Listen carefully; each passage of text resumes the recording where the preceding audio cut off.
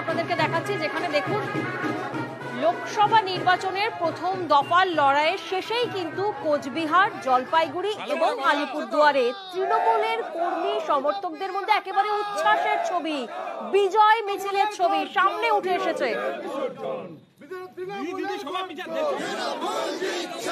অর্থাৎ প্রথম দফার নির্বাচনের লড়াই যখনই শেষ হলো তখনই কিন্তু এই ছবি চোখে পড়লো, যা কার্যত নজিরবিহীন বলা যেতে পারে যে প্রথম দফার লড়াই শেষের পরেই বিজয় মিছিল উত্তরের 3 জায়গাতে। প্রতিনিধি শান্তনু এই মুহূর্তে আমাদের সঙ্গে রয়েছেন, সরাসরি শান্তনুর কাছে যাব। শান্তনু, এই যে তৃণমূলের কর্মী সমর্থকরা উচ্ছ্বাস বা বিজয় মিছিলে নেমেছেন, এটা কি কোথাও না কোথাও একটা রাজনৈতিক কৌশল?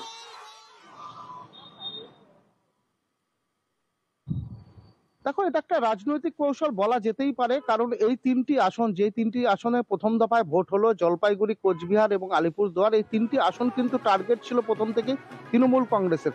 এবং তুমি যদি লক্ষ্য করে থাকো, যদি দেখো যে 31শে মার্চ রাতেই কিন্তু মুখ্যমন্ত্রী জলপাইগুড়ি আসেন ঝড় বিধ্বস্ত এই ঘটনার পর, এবং তারপর থেকে কিন্তু জলপাইগুড়িতে থেকেই তিনি কিন্তু একাধিক সভা করেন, এবং একাধিক সভা করেন কিন্তু অভিষেক বন্দ্যোপাধ্যায়।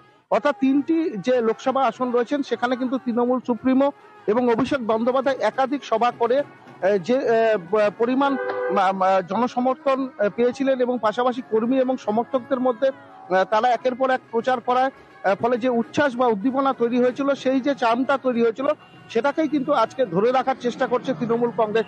কারণ প্রথম দফা নির্বাচন মানে কিন্তু ভোট শেষ নয়, কারণ আরো 6 দফার নির্বাচন বাকি রয়েছে, আরো 6 দফা ভোট হবে। এরপরে কিন্তু দার্জিলিং এর পাশাপাশি আরো কয়েকটি কেন্দ্রে কিন্তু নির্বাচন রয়েছে। সেক্ষেত্রে আজকে যে ভোট হলো, আমরা যদি লক্ষ্য করি তাহলে দেখতে পারবো কোচবিহার ছাড়া বাকি 2টো আসনেই কিন্তু একেবারে বলা যেতে পারে নির্বিঘ্নেই ভোট সম্পন্ন হয়েছে, এবং ভোটের শতাংশ হারও যদি লক্ষ্য করা যায় তাও কিন্তু অন্যান্য একেবারে এবং সেই ভোটিং পার্সেন্টেজের হারও যেমনটা শান্তনু বলছিল সেটাও কিন্তু চোখে পড়ার মতো। 3 আসনেই কিন্তু বিজয় মিছিল ভোটের পরে।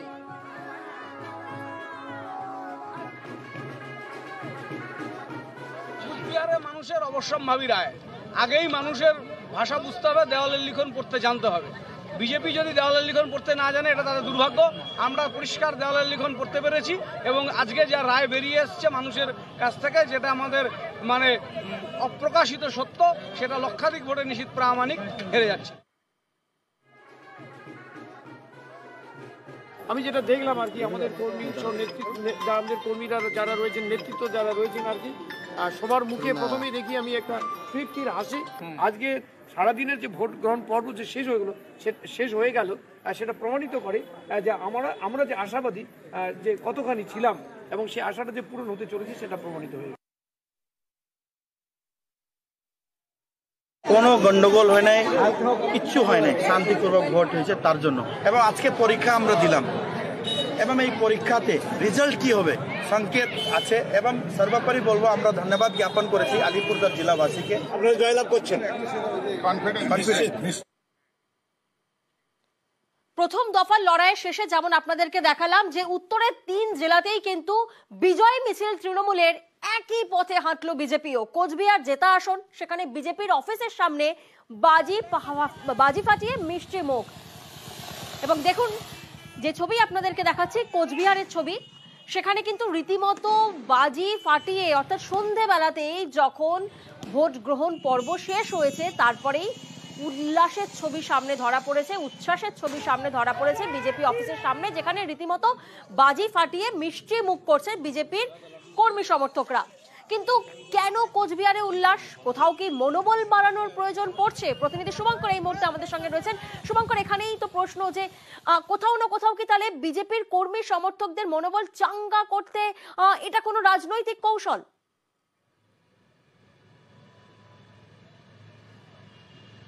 হ্যাঁ, একদমই। দেখো প্রিয়াঙ্কা, আমরা যদি একটু আগের দিকে দেখি, অর্থাৎ গত 2019 সালের যে লোকসভা নির্বাচন, সে সময় আমরা দেখেছিলাম এই উত্তরের যে 3 জেলা, কোচবিহার, 3 লোকসভা কেন্দ্র, কোচবিহার, আলিপুরদুয়ার এবং জলপাইগুড়ি, 3টি লোকসভা কেন্দ্রেই জয়ী হয়েছিল বিজেপি। পরবর্তীতে 2021 সালের বিধানসভা নির্বাচনে আলিপুরদুয়ার এবং জলপাইগুড়ির অধিকাংশ বিধানসভা কেন্দ্রেই জয়ী হয়েছিল বিজেপি। এবং যদি কোচবিহারের 9টি বিধানসভা কেন্দ্রের মধ্যে শুধু 2টি আসনে জয়ী হয়েছিল তৃণমূল, বাকি 7টি আসনে জয়ী হয়েছিল বিজেপি। কিন্তু এবারের যে লোকসভা নির্বাচন, সেই লোকসভা নির্বাচনে বিজেপির লড়াই অনেকটাই কঠিন এবং এদিনের যে ভোট হয়েছে সেই ভোটেও তারা বুঝতে পেরেছে এবারের লড়াইটা অনেকটা কঠিন।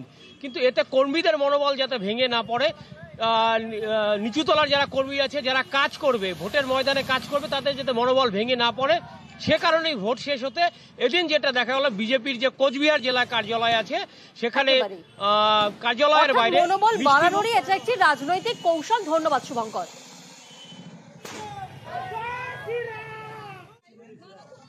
তৃণমূলের অত্যাচারকে অগ্রাহ্য করে মানুষ আমাদের প্রার্থী শ্রী নিশীথ প্রামাণিকের সমর্থনে বিপুলভাবে ভোটাধিকার প্রয়োগ করতে পেরেছেন।